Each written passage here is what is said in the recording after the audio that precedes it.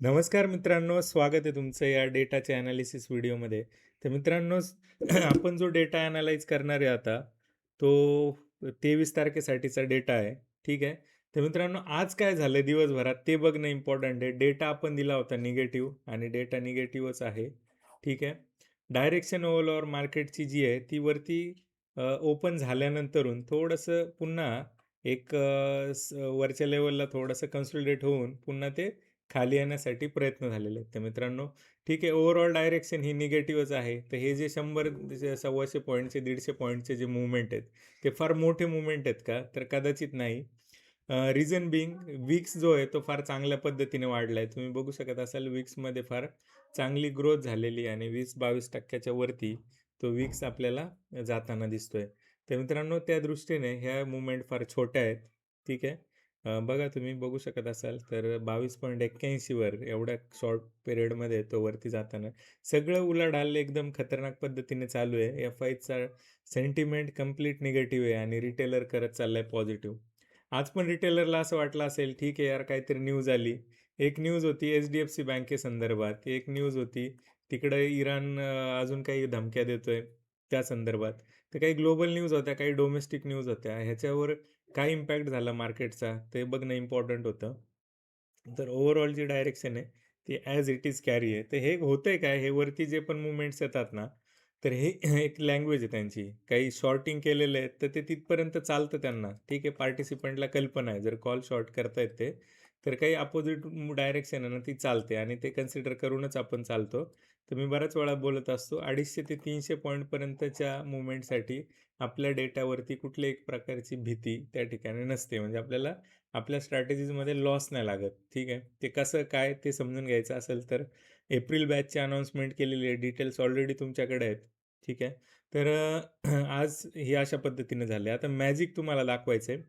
Magic झालेलं आहे आपल्या 3 शेअरमध्ये. ओके. तर बेसिकली एक शेअरनी सर्किट लावलेलं आहे. 2 शेअर ऑलमोस्ट तिकडं वरती जाऊन चिटकून आलेले आहेत. ते कसं झालंय, कसं होतं ते तुम्हाला समजून घ्यायचं असेल, तर तुम्ही त्या ठिकाणी चॅनलवर राहा. डिटेल्स आहेत.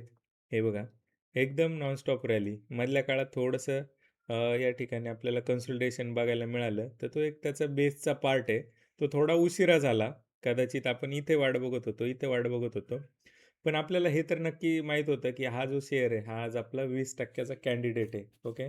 तर त्याची काही ॲट्रिब्यूट्स आहेत. ते कसे होतात, काय होतात, हाच शेअर का? एवढ्या सगळ्या शेअर्समध्ये आपण हाच का दिला? तर ह्या पण गोष्टी फार इम्पॉर्टंट मॅटर करतात. तर हा जो शेअर आहे, हा आपल्या पार्टिसिपंटनी पकडला आणि फार चांगली रॅली त्यांनी त्या ठिकाणी पकडलेली आहे मित्रांनो.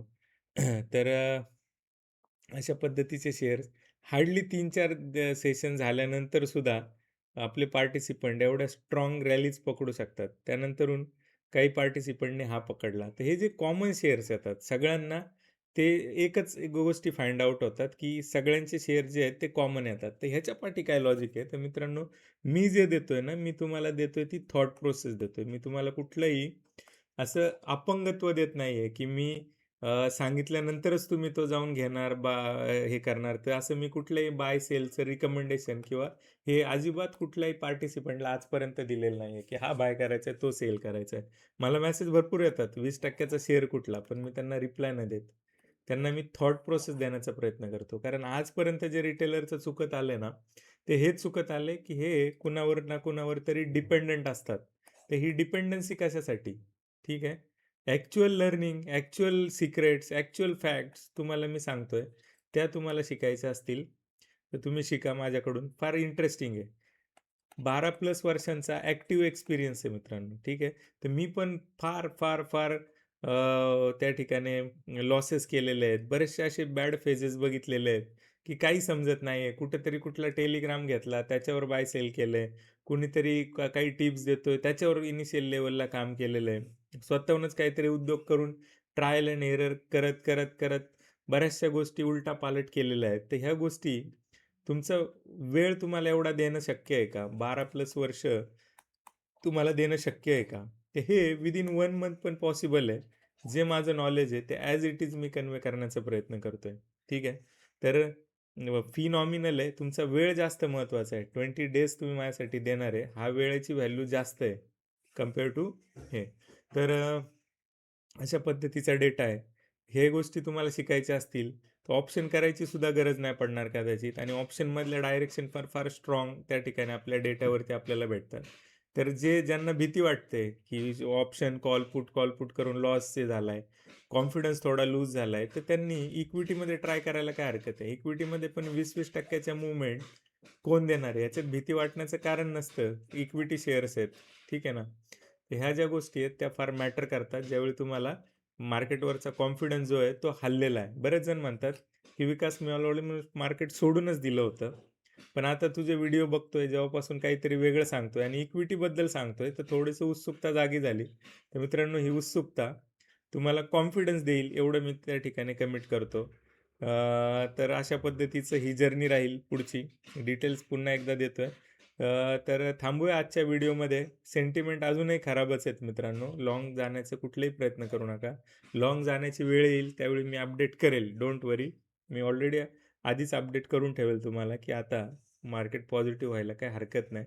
तर तिथून आपण ती जर्नी पुन्हा पॉझिटिव्ह साईडला किंवा जे ॲक्चुअल जी बाईंग म्हणतो आपल्याला लाँग टर्मसाठीची, ती बाईंग आपण त्यावेळी स्टार्ट करू. अजूनही तुम्ही थोडेसे सावधच भूमिका घेऊन त्या ठिकाणी हे करा. ठीक आहे. तर थांबूया आजच्या व्हिडिओमध्ये. असंच प्रेम देत राहा. जवळच्या मित्रांना ज्यांनी बरचसं भरडले गेले त्याच्यात, काही नॉलेज नाही आहे, काहीतरी उलटापालट करतात, गॅमलिंग करतात, ते लोकं आपल्याला समजून येतात. अशा लोकांपर्यंत पोहोचवायला नक्की मदत करा. थँक थांबूया आजच्या व्हिडिओमध्ये.